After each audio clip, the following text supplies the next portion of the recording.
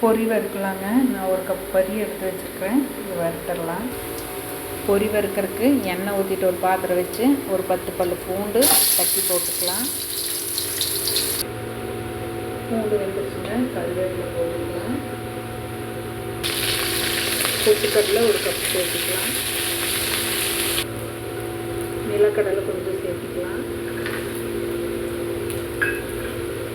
கொஞ்சம் வறுத்து கொடுத்துடலாங்க. நல்லா கொஞ்சம் கலர் மாறிக்கல்ல அப்புறம் போட்டுடலாம். இந்த அளவுக்கு கலர் மாறிடுச்சு. இப்போ மசாலா பொடி கொஞ்சம், மிளகாத்தூள் கொஞ்சம், 1 ஸ்பூன் போட்டுக்கிறேன் மிளகாத்தூள். கொஞ்சமாக வறுத்து கொடுத்துடலாம். போது ரொம்ப வறுத்த கருகிது. பொரி சேர்த்துடலாம். பொரி சேர்த்து நல்லா சூடாகும் பொரி. அப்போ தான் சூப்பராக இருக்குது. பொரியை இப்படி நல்லா வறுத்து கொடுத்துட்டே இருக்கும் கொஞ்சம் நேரம்.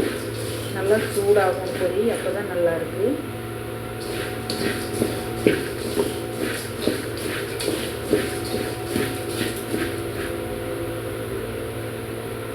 அவ்வளோதாங்க. நல்லா சூடாகிடுச்சு பொரி. அப்படியே மொறுன்னு ஆயிடுச்சு. அவ்வளோதான், இறக்கிடலாம். பொரி சாப்பிட்றதுக்கு ஒரு பிளேட்டில் போட்டு காய்ச்சி வச்சு சாப்பிட்டா அவ்வளோ டேஸ்ட்டாக இருக்குங்க. அவ்வளோதாங்க. கொஞ்சம் மிக்சர் மேலே தூவிக்கலாம்.